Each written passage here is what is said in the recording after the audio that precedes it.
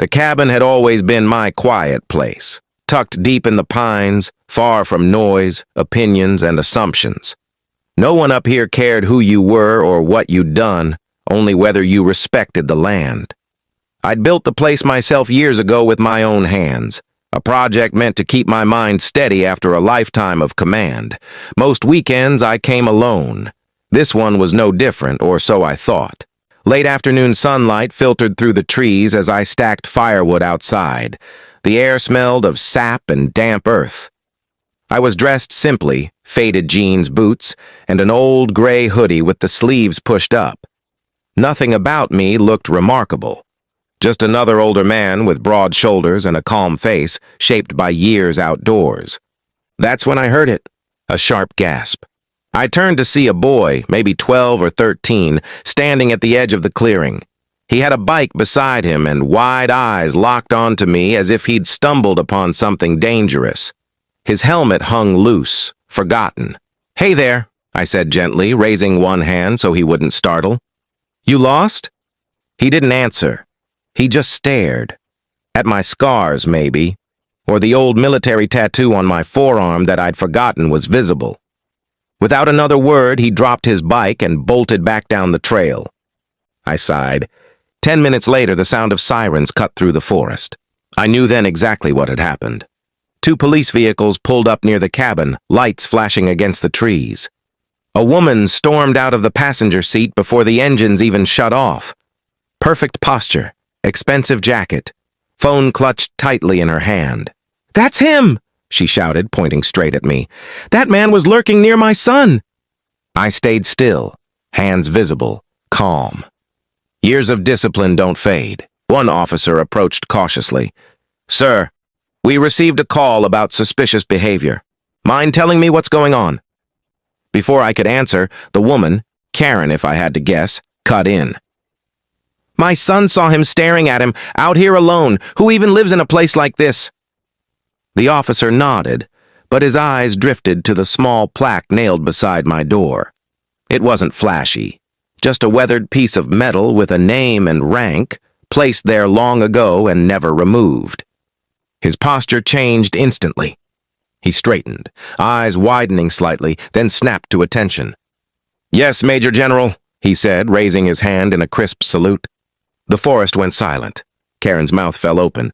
And I realized this quiet weekend was officially over.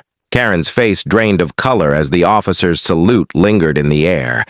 Her confident stance faltered, shoulders stiffening as if the forest itself had turned against her. The boy stood behind her now, peeking around her side, confusion replacing fear. There must be some mistake," she said quickly, laughter forced. "People can put anything on a sign." The officer didn't lower his hand until I returned the salute. Out of habit, more than pride. Then he turned to her, his voice firm but controlled. "Ma'am, that plaque isn't decorative, and this property is legally registered to him." I finally spoke. "No one was being watched. I was stacking firewood. Your son wandered onto my land." The boy looked down at his shoes. "I didn't know," he mumbled. Karen rounded on him. "You said he was staring at you." "I was just scared," the boy said quietly. He looked serious. That stung more than I expected. Serious. I'd heard that word my whole career, usually before things went very wrong. The second officer, younger and visibly nervous, glanced between us. "Major General, I apologize for the disturbance. We're required to respond to all calls." "As you should," I replied evenly. "You did your job." Karen crossed her arms, defensive again. "Well, how was I supposed to know who he was? You don't look like a general." I raised an eyebrow. "And what exactly does one look like?" She opened her mouth, then closed it. The silence stretched. Wind moved through the trees, carrying the distant sound of a hawk. Finally, the first officer cleared his throat. "Ma'am, filing a false or exaggerated report can carry consequences. This could have been handled with a conversation." Her cheeks flushed. "I was protecting my child." "So was I said calmly. "By not shouting, not chasing, and not calling anyone names." The boy looked up at me then. "I'm sorry," he said. "I didn't mean to cause trouble." I nodded. Apology accepted. Next time, just say hello. Keran hesitated, pride warring with reality. At last, she muttered, I suppose I overreacted. The officer handed her a card. In the future, ma'am, please verify before calling emergency services. They turned back to me. Again, sir, our apologies. I watched as the patrol cars pulled away, lights off this time. Keran grabbed her son's bike and hurried him down the trail without another word. The forest slowly reclaimed its quiet. I leaned against the cabin wall, exhaling. Rank never protected you from assumptions. It only changed the apology that followed. And I had a feeling this wasn't the last time that woman would think about what happened in these woods. The quiet returned slowly, like an animal testing whether it was safe to come back out. Birds resumed their calls. The wind settled.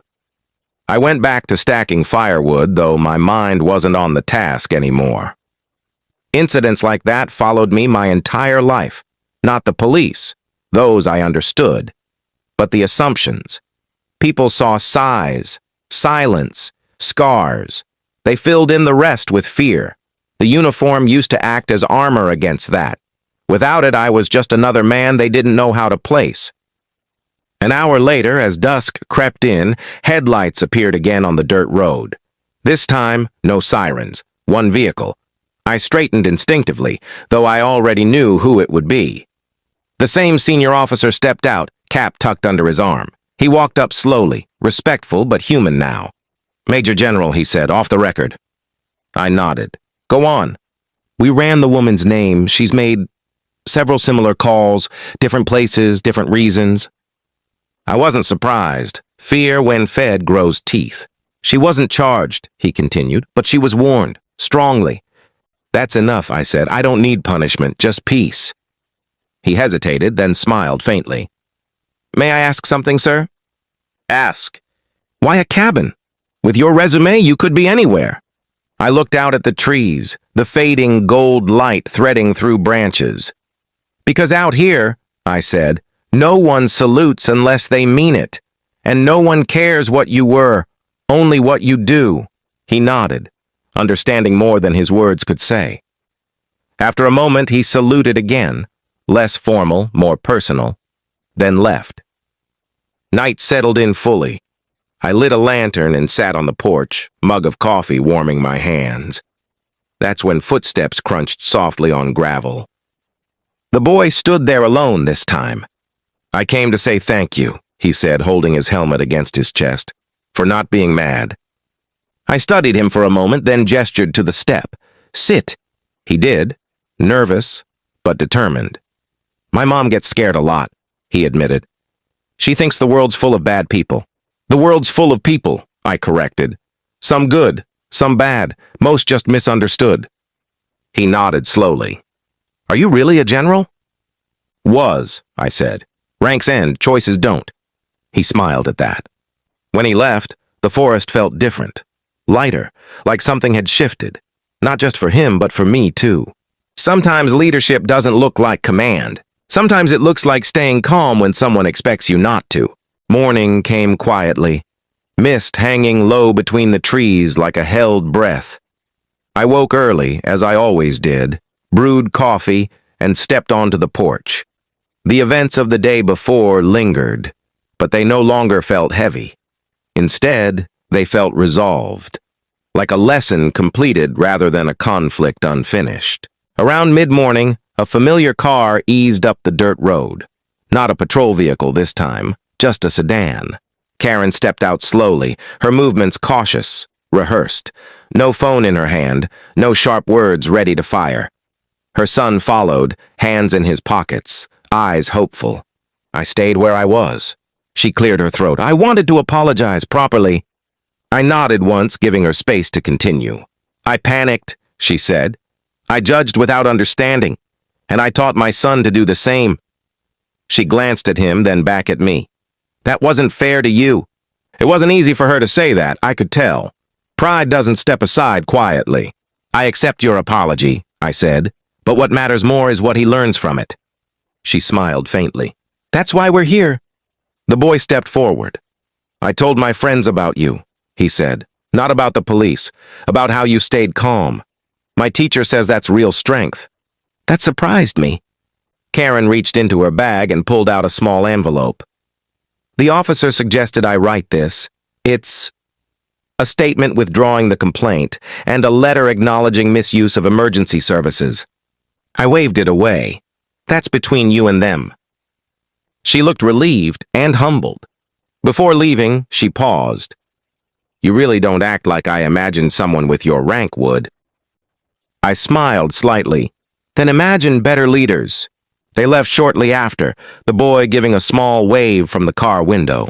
I spent the rest of the day repairing a fence line, letting the rhythm of work settle my thoughts. Titles fade. Fear fades. What remains is how you treat people when you have every reason not to.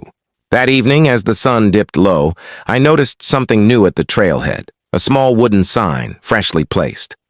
Private property. Please announce yourself. All are welcome with respect. No rank, no warnings, just truth. I sat back on the porch listening to the forest breathe. The cop's salute echoed in my memory, not as recognition of authority, but of service. And that mattered more than any stars I'd ever worn. Out here, I wasn't a general. I was just a man who chose calm over conflict. And sometimes that's how real change begins. Enjoying this story about unexpected encounters and quiet strength? Hit that subscribe button to catch more gripping, real-life moments like this. Give it a like if it resonated with you and drop a comment below. How would you have reacted if you were at the cabin?